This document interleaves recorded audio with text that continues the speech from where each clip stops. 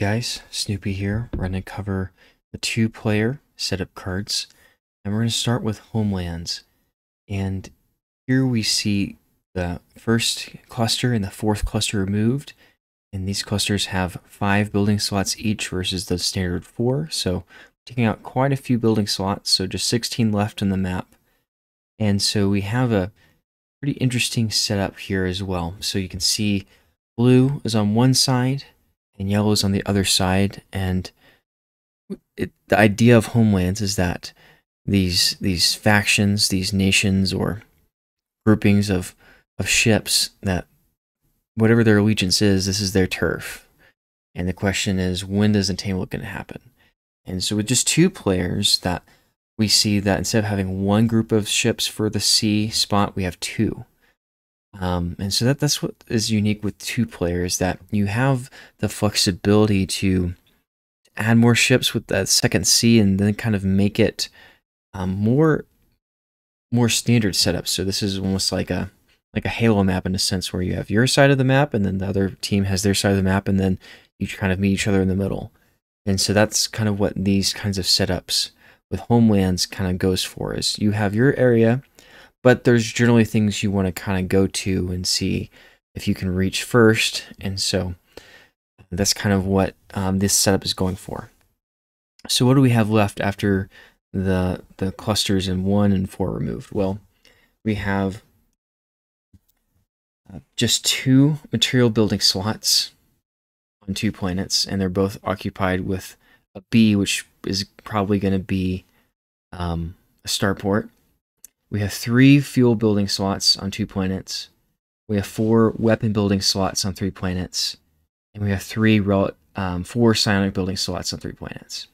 So 2 material building slots, 3 fuel building slots, 4 weapon building slots, 3 relic building slots, and then 4 psionic.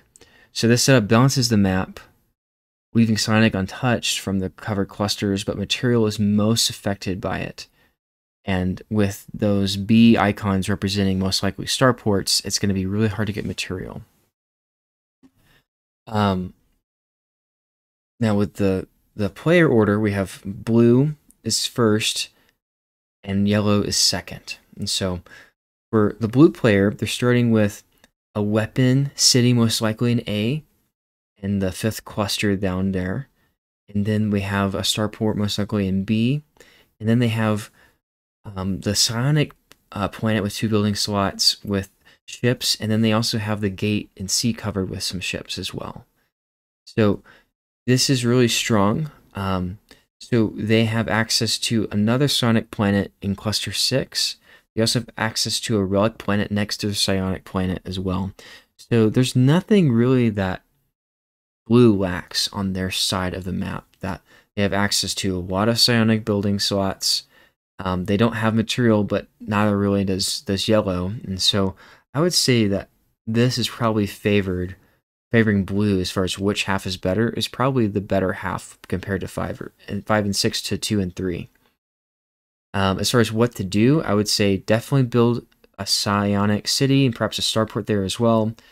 Go for the fuel planet as well. Really, you kind of can let yellow come to you unless yellow's doing something really unique or strange. But blue can be content just staying where they are and just building up their fleet. With yellow, they're starting on a 2 building slot weapon planet in cluster 3. They also have a material planet for B, with just 1 building slot, so that's probably going to be a starport. And then they have cluster 3, the gate there with ships, and they also have a psionic planet with 1 building slot with ships. So they could also go for psionics and also relic. They also have the opportunity to get fuel. And so the weakness for blue that yellow can try to exploit is that the initial city for blue is on a 1 building slot planet, meaning that the ships there are probably going to stay there for a while and not be added. And so if the ships in gate 5 move, then that's an opportunity to consolidate your fleet and move in to try to attack and raid that weapon city. Now, You don't have that same liability because you have 2 building slots in your open planet, and you can start building ships there too. But something to keep in mind that if you don't build up your ships in your initial starting city, that it can become a liability later on in the game. Alternatively, you can catapult move into cluster 6 because there's nothing in that gate. And so if blue does not move in, you can claim that other psionic, or even most probably better, the fuel planet with 2 building slots. If you're able to move a lot of your fleet into that fuel planet and build a starport and build up your fleet, that can put a lot of pressure on blue, and there's not a lot they can do about it because really no one has access to material. So overall, I would say yellow does not have the better position compared to blue, but because they're going second, they can react to what blue does and take advantage of whatever gaps they're leaving open on their side of the map. Okay, we got the first of 2 mix-up cards for 2-player. So this is going to be mix-up 1. And so we see here that unlike with other mix-up cards, it's not 3 in a cluster. It's just 2, but there's no, I have this side, you have that side. It's wherever we are, we're going to be together. And so we see in this mix-up, we have clusters 2 and 5 removed. So this is going to leave just the normal 5 material building slots on 4 planets. Those are untouched. Also, we have 6 fuel building slots as well on 4 planets. That's also untouched. We have 4 weapon building slots on 2 planets. We have 2 relic building slots on just 1 planet. And then 1 psionic building slot on 1 planet. So this leaves fuel material untouched, but this greatly reduces psionics and relics in the game. So let's just think about that. What does this mean? Well, this means that there's really only one place to get psionics, and that's in cluster 6. And as you can see, the yellow player is going to start with that.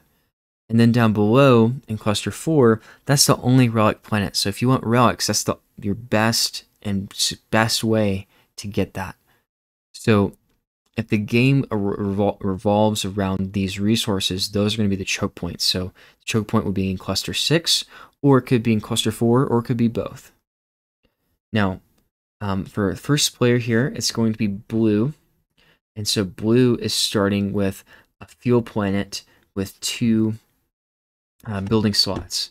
In cluster 4, they also have another fuel planet, most likely with a starport, in cluster 3. And then they have ships in gate 1, and then they have ships in the material planet in cluster 6. So what do we think about this? Well, I think blue should definitely build up their fleet and perhaps go for that relic planet because it's open, and yellow may take it away from them. So I think it's important to go for that for blue. The issue with B for blue is that it's right next to yellow's, most likely starport, and yellow has another building slot there. So one option is to just expand to the material planet next door, or to just wait and catapult those ships out to somewhere, and really they can go anywhere because the only gate not in their control is gate 4, so they can just loop around and get to 6 or 1 or 3. So that's what I would think through for that side. And for the other side, so for cluster 6 and 1, I would think through going for that material planet and trying to get some material going. They also could just not worry about that and go for the weapon planet instead. And that may be better because they already have a fuel planet, so they can get material from cluster 6. So I would consider moving the ships to the weapon planet, building a city, building a starport, getting a presence there, not worrying about the starport in cluster 3 on the fuel planet, but building up your ships and the fuel planet down in cluster 4, perhaps going for the relic planet, perhaps just letting yellow get it and then taxing it, raiding it later. I would think about how can I get an aggressive resource strategies so that when I need to fight at the end of a chapter, I can consistently regardless of what cards I have. For yellow, they're starting with the Psionic City, and they're starting right next to the Psionic Relic Planet down in Cluster 4. The downside is that they don't have an easy way to get ships on their Psionic City in A, and so they will probably need to get that fuel planet and Cluster 6. And the reason is that they need to get starports down nearby so they can reinforce. So that's what I would think about there. And then for C, for B, they have that weapon planet. I would build a city there to get weapons, and then perhaps if I get lost ships, I can catapult them back to my psionic planet in Cluster 6, just to reinforce that way since I control the gate in 4, and I can easily control the gate in 3 too. So we may want to block the third gate just to prevent blue from catapulting out and kind of hemming them in, and then that allows us to catapult our ships from B to wherever we need to move them. As far as the C spot, so we have the fuel planet up in 1. That could be a city. That would make some sense, or it could just be a starport and then expand out there. And there's a lot to like about getting that relic city. And I would try, if red does not, or yellow, if blue does not take it, yellow should. Blue should take it in some situations, but sometimes they can't, or sometimes it's not the best decision for blue with the cards that they have and the strategy they want to go for. So if you're yellow and you have the opportunity to take that relic planet, you should.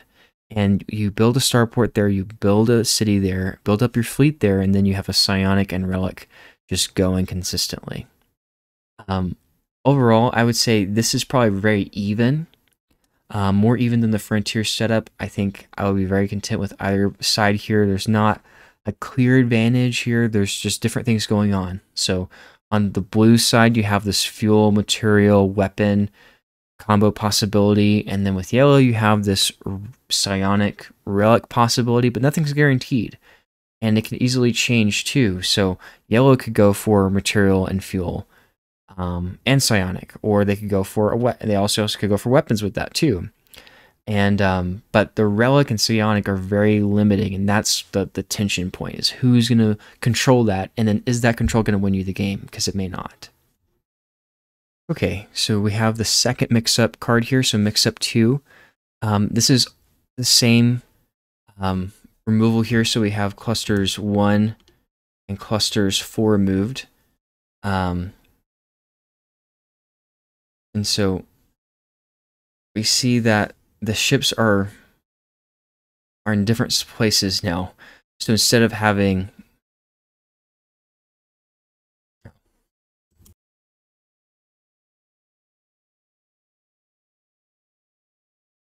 okay, so we're looking at mix-up 2 now, and this is removing clusters 1 and 4, and so this is basically the same as Homelands with 2-player.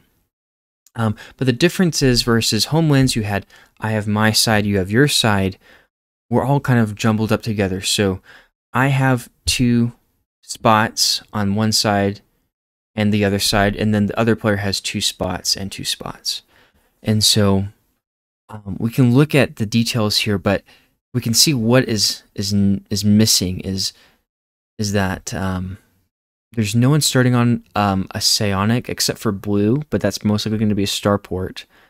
And blue is starting on a relic planet, versus yellow starting on a weapon twice, and then on a material, but that's most likely going to be a starport. So again, what do we note here? Again, there's only 2 material building slots. There's only 3 fuel building slots. There's 4 weapon building slots. We have all 4 psionic building slots and just 3 relic building slots. So again, like with Homelands, this is giving a lot of psionics and still a lot of relics, but a very, very few material. And so that's what the game is about, is instead of limiting psionics and relics, it's putting a lot of pressure on material and asking, can you survive without that? Can you balance this abundance of psionics and relics while this lack of material? What can you do with that? So for starting positions, we have blue going first and yellow going second again. So blue is starting with a relic city and then a starport in cluster 2. So the relic city in cluster 5, no second building slot. So that is a vulnerability. So they want to move out. They want to get that psionic 2 building slot planet. And it's probably what they're going to try to do first, but that's going to make their relic city pretty weak. So that's something to keep in mind, is that they may need to find a different way to get ships there. But that's what they need. And then on the other side, they have that starport most likely in cluster 2 with the psionic planet. And that gate is open, so those ships can catapult out to pretty much anywhere in the map except for cluster 5, which is where they want them. So that is the issue there. So they could put them in that material planet in 6, move the ships from C in, and put a lot of pressure on yellow very quickly. At the same time, the same can be done against them by the ships from yellow, and then they have the ships in A as well to put pressure. So it's not easy in this situation to just move quickly and abandon your buildings, because your neighbor who you're attacking is right next to you. And that's the key with mix-up, is that there's this inherent neighborliness, this tension just by proximity, versus with frontiers, with homelands, there's this distance, there's this gap between. But with mix-up, there's always this, I'm right next to you. So for the C's with B, you have options here. So you have the fuel planet in cluster 6 with 2 building slots. Great, definitely want to build there. Definitely want a material or a building of. I want a city. I want a starport to build up my fleet, and I would definitely attack the material planet if there's a good opportunity, just so that yellow cannot catapult out. But it may be tough, and we are thinking about that psionic cities in cluster 6 too. But our main prize is definitely the one in cluster 5. As for the cluster 3 gate where we have ships, those can stay there to help block, but we may want that fuel. We also go for that material planet. That's the only material planet that's probably going to have a city for a long time. So that may be worth it. But we also may just want to wait and see with those ships too. For yellow, they're starting with a weapon city in cluster 2, and then they have a starport in cluster 6 on the material planet. So we want to keep in mind that blue is starting with a relic city. We're starting with a weapon city. So what we probably want is we probably want fuel. And so we probably want to move our ships down in cluster 3 on that weapon planet. We may want to move some of them, or all of them, to that fuel planet just to get a city down. There's only 2 fuel planets, and so if blue takes one, we kind of need to get the other one. Weapons without fuel are okay, but they're really helpful. And so we want to think about that. We want to think about us getting ourselves a psionic city. So if blue is going for the one in cluster 5, we may go for the one in cluster 6. We also are thinking about that relic planet. There's only 2 relic planets, so blue already has one, and we can get the better one with 2 building slots. So that's kind of the things to think through for yellow and for blue is, if I go for this planet, am I opening myself up for a counterattack? Am I opening myself up to just get outmaneuvered in these other planets I care about? And so that's where you need to think through, what are my priorities here? Do I want to prioritize this relic planet for yellow? Do I want to prioritize this psionic planet for blue, or is there a different priority? And then if you make that a priority and you see your opponent do that, then how are they making themselves open? How are they making themselves vulnerable? Do they have enough ships to do what they're trying to do? Can you exploit their weakness? Because there's so much space on this map, even with all these things removed, they can't have enough ships at the very beginning to claim all this space. And so if you can consolidate your ships and just be patient, you can usually find a great time to exploit that, tax their cities, get captives, get trophies, and get an early lead, and just continue to put pressure. And that's the key with 2-player, is about pressure. and knowing that it's all zero sum, that it's just between me and this other player. If I can keep the pressure up, I'm going to win.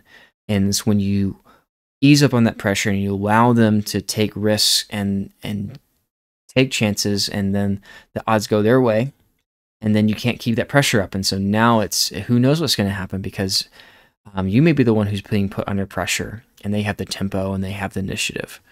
And so that's the key with two-player with these setups, is you have to think about what are you giving up by moving to another place, and then is that worth it? And then if it's the other player's turn and they're moving in a place that you wanted, don't be upset, don't feel bad, just think through, okay, if they had to do that, they had to give up something to do that move. How can I take advantage of that? Okay, our final setup card for two-player is Frontiers. This one is interesting, and so we have this more lopsided setup here.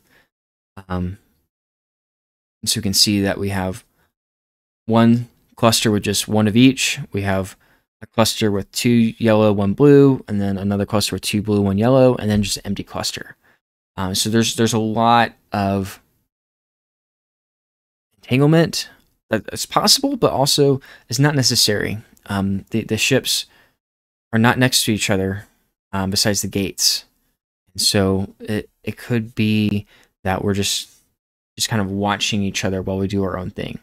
But because of this empty space in cluster 2, there is a natural pull to move ships there to get a relic planet, to get a psionic planet. Even the weapon planet may be valuable.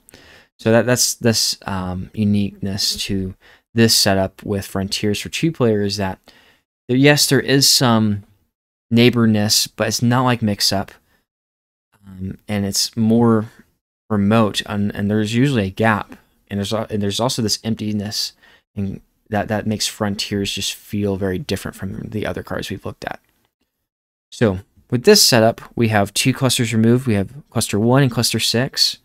That's going to leave us again with just 2 building slots, 3 fuel building slots on 2 planets, 4 weapon building slots on 3 planets, all 5 relic building slots on 4 planets, and then just 3 psionic building slots.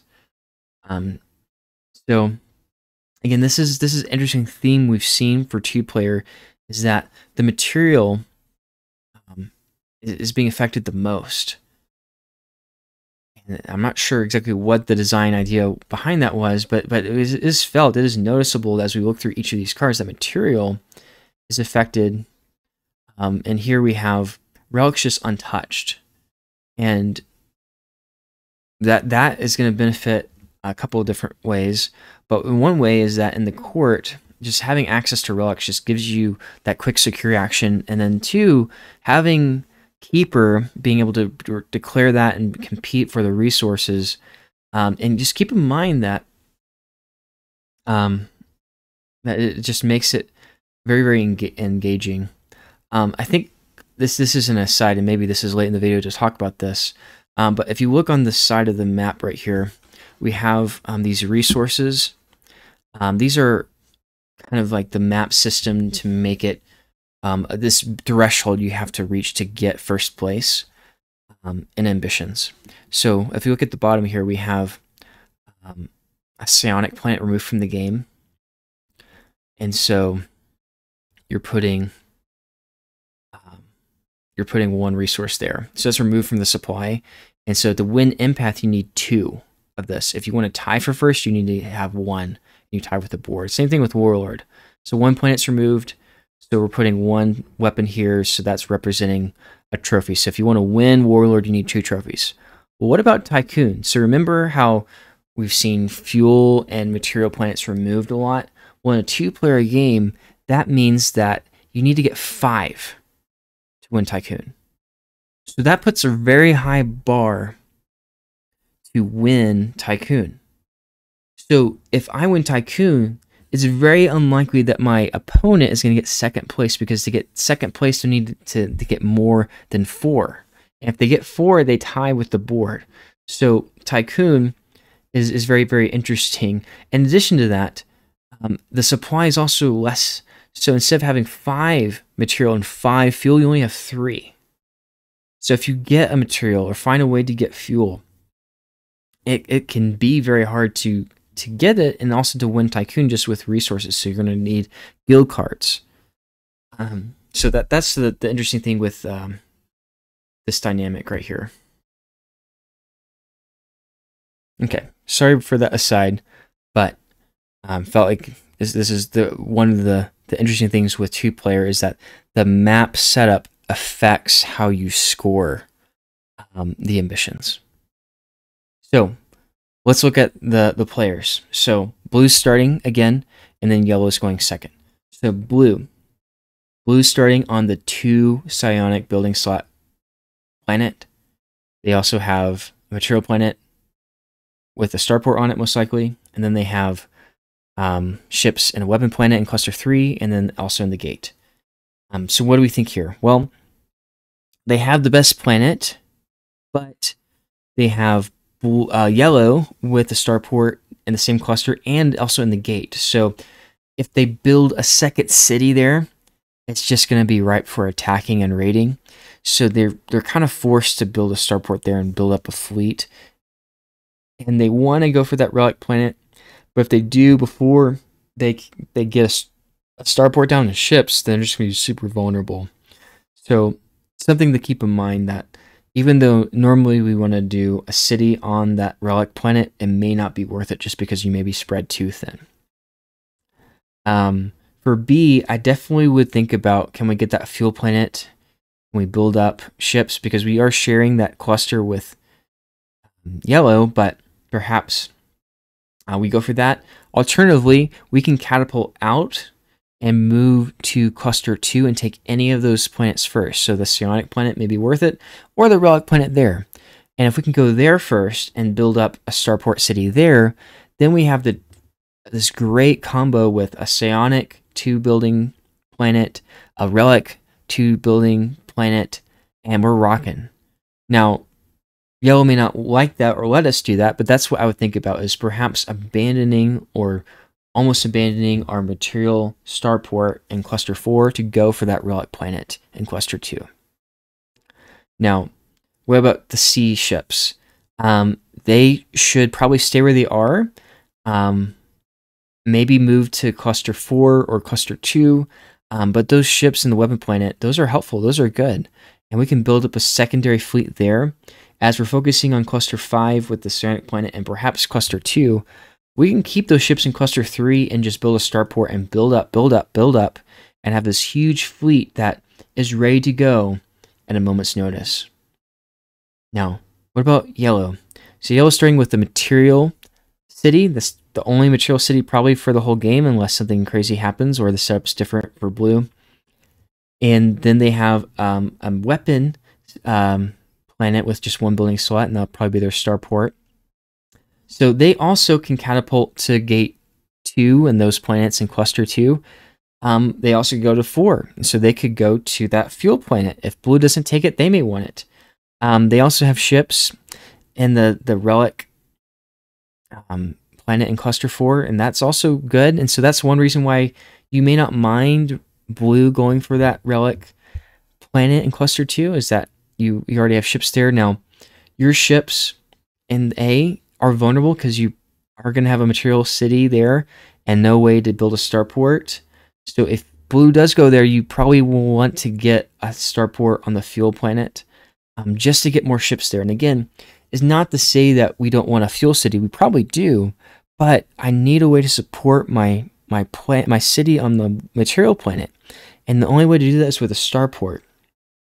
And that's where the tension comes in, is that if blue has the first move and they go there, where can I build my starport? Where can I secure myself? And the same thing issues for blue, is blue spends their turn moving there. You can collapse in and take the relic city in cluster 5 and put a lot of pressure there.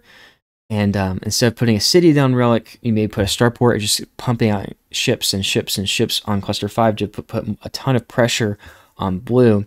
While blue may expand in 2, you can just put all the pressure on that psionic planet on cluster 5 instead.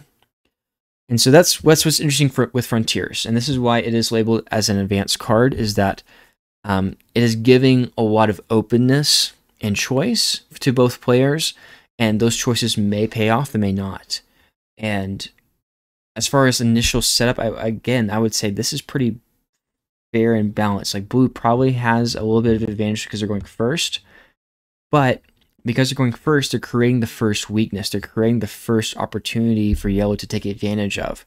So there is no neutral turtling strat here. Like if they just stay in their psionic planet, that's giving a whole cluster for yellow to take advantage of.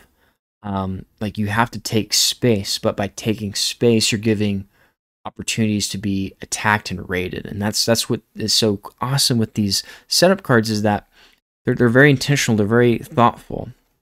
And so I would just think through, what am I giving up? What am I willing to give up by moving here? And just anticipating that my opponent may miss it. My opponent may not decide that's worth that risk for them, because for them to take advantage of my weakness, my opening, they're going to have to leave themselves open too.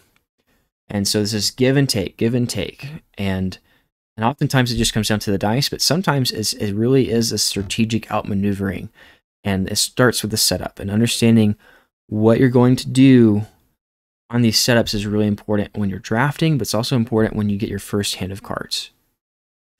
So that's all I got for you guys. Again, I hope this was helpful. If so, just let me know in the comments. Otherwise, I hope you have a wonderful day. Thanks.